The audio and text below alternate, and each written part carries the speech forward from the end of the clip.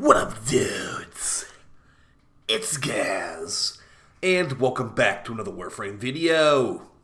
So we got the big Devstream in about 9 hours, and I got my Devstream bingo predictions for you.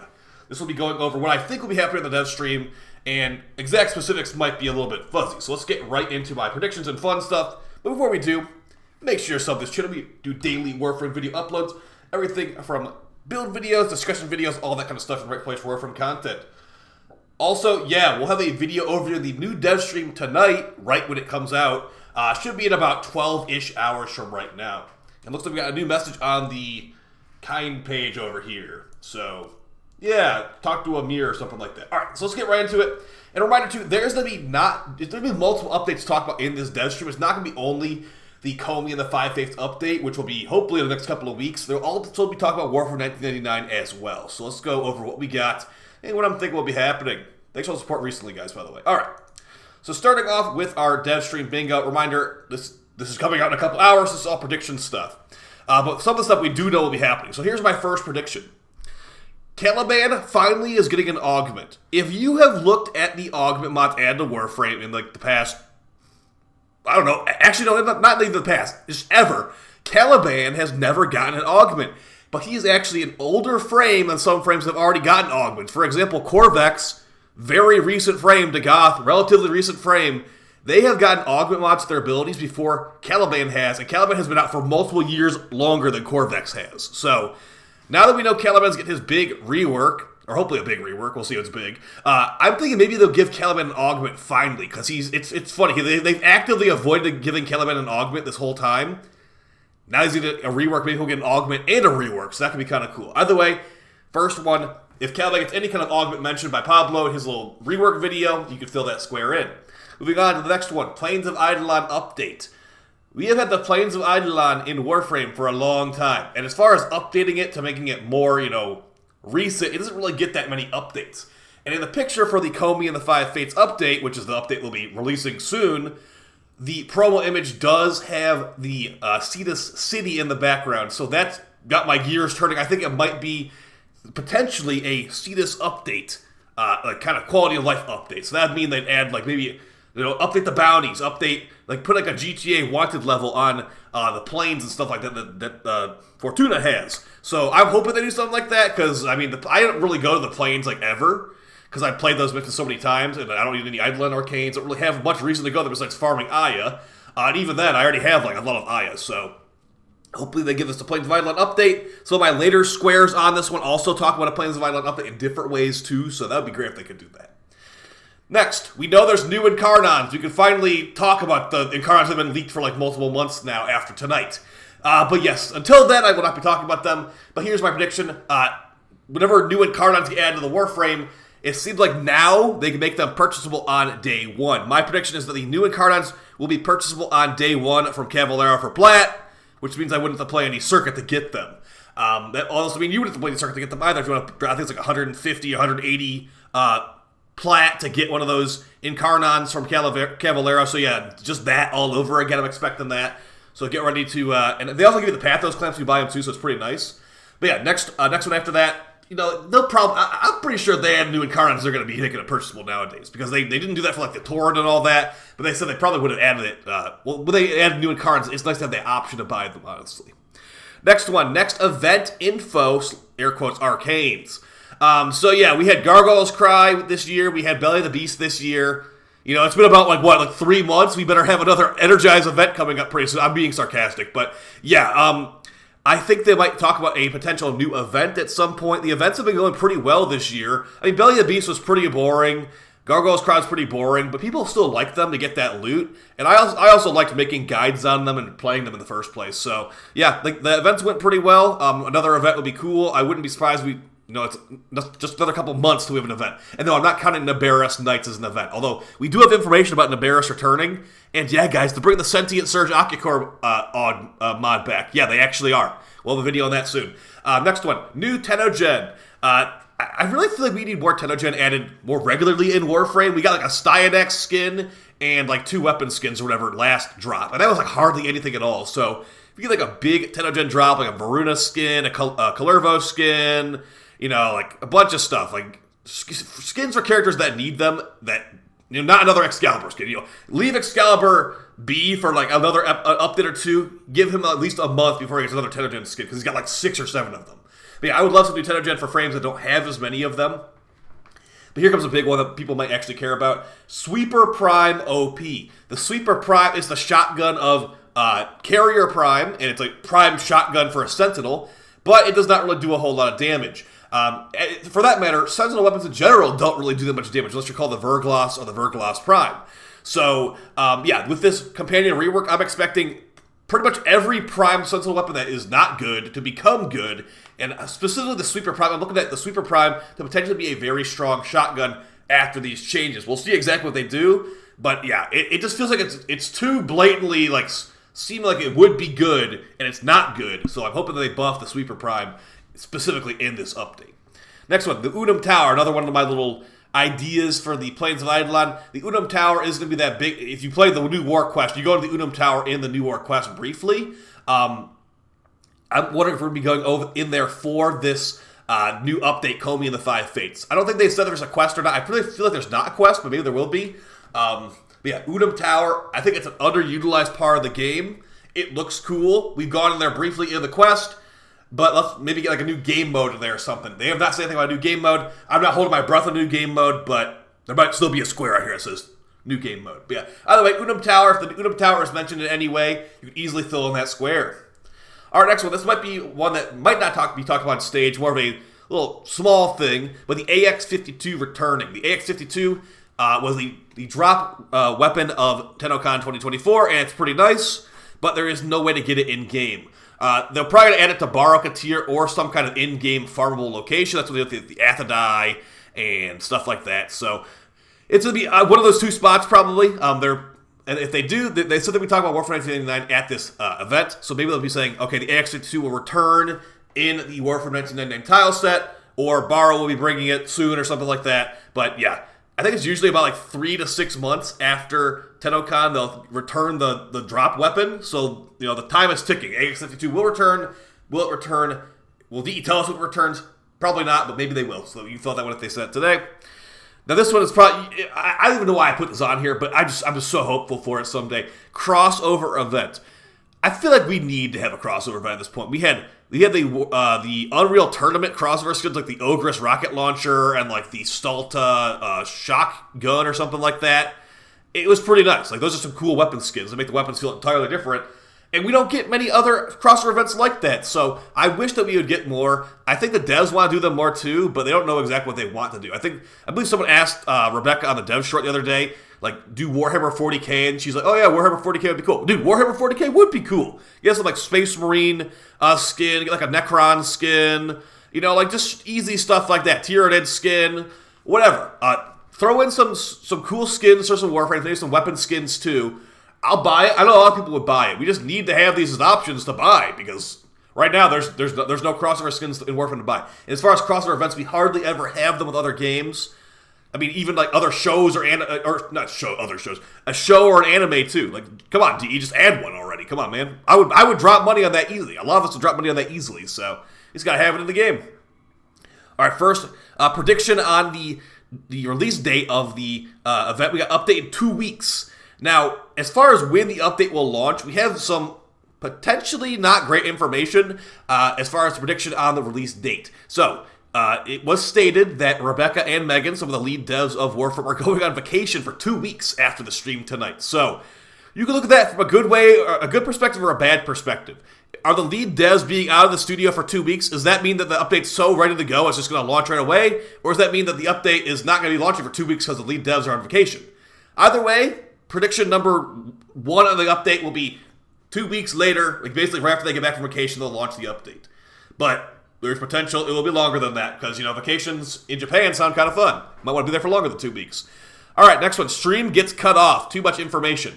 The Lotus Eaters update had pretty much nothing going on.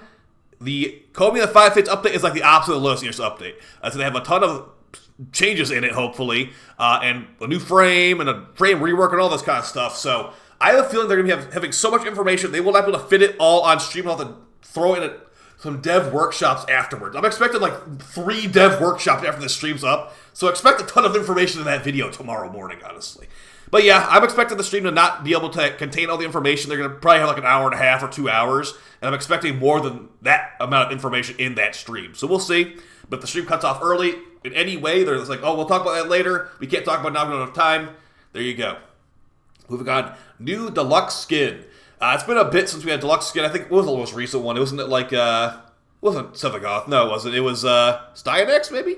I can't remember the most recent deluxe skin. Let me know in the comments down below. Maybe it was like Ember Heirloom or something. But either way, we get new deluxe skins pretty often in Warframe, and I would like a new one, of course. I mean, we always like new deluxe skins in Warframe. They always look so great. But, yeah, new Tenogen, new deluxe. Just give us skins, DE. Does that make any... Am I making it clear that I want new skins? I want crossover skins. I want Tenogen skins and deluxe skins. And maybe even some new Prime skins, so we can talk about that later. But, yeah, they do tend to show deluxe skins on streams. That's why I put it on here. Should be a pretty easy fill-in on that one. But, yeah, as far as the frame, not a clue. Lavos doesn't have a deluxe skin yet. How about a Lavos deluxe skin? That'd be pretty cool. All right, next. New game mode, besides the free square, of course. Now, they have not said anything about this, but if Koumei and the Five Fates is just, like, quality of life and a new frame, that's a little bit boring. Like, usually, Dagoth had her Abyssal Beacons missions. Not like those were actually good, but, you know, frames get their own little mini missions. Like, Varuna has Conjunction Survival, Citrine has Tiana Pass, Mere Defense. Like, they have their own missions. Dante has Armistice. If Koumei doesn't have their own special mission, that's kind of boring, but maybe they'll, maybe they'll rework the bounties, like I said, to put it in the bounties somewhere. But if they say anything about a new game mode, that would be awesome. That'd be better than just filling in a square. I'd love a new game mode in Warframe. I guess we had the elevator, technically. The elevator was very fun. But yeah, maybe a more fun elevator, maybe an endless elevator or something like that for Koumei and the Five Fates update. But yeah, either way, hopefully we get it. But if we don't, I wouldn't be surprised. Moving on, Warframe Android, big info. They already told us that Warframe Android would be talked about on stage tonight.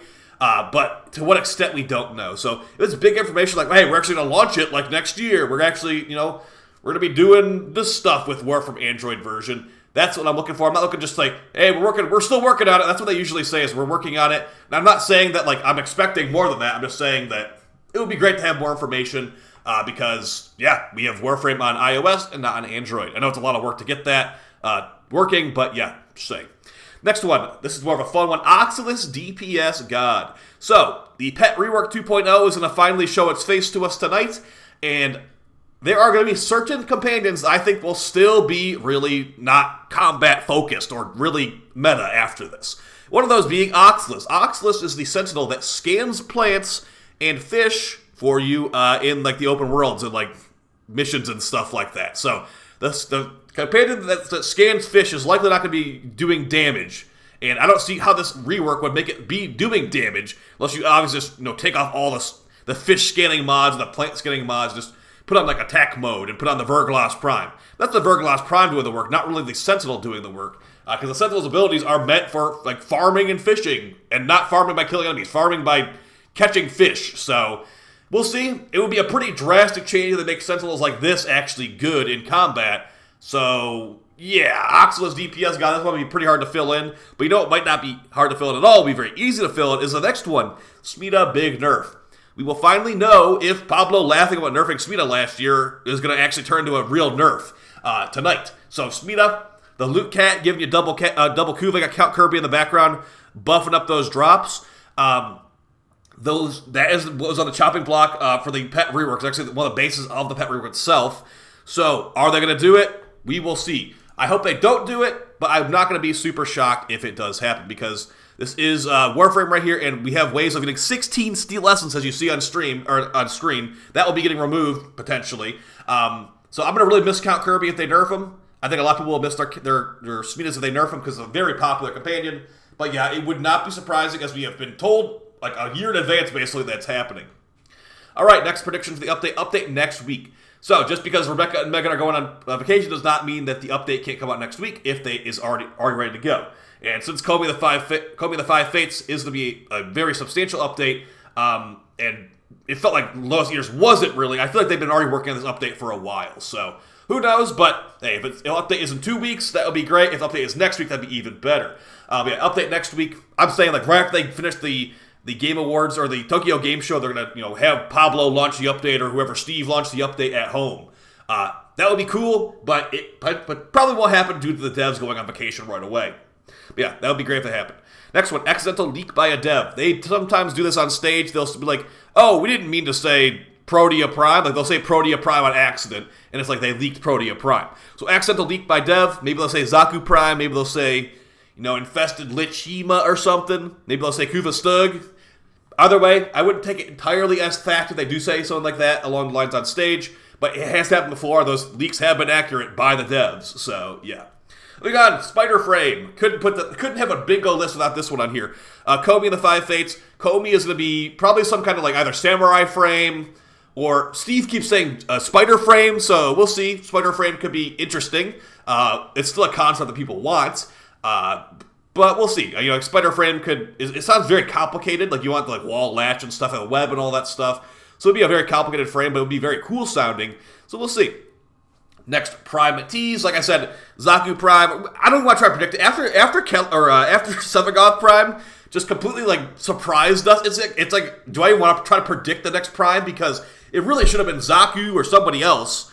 But next one will chronologically should be like Zaku or Yoreli.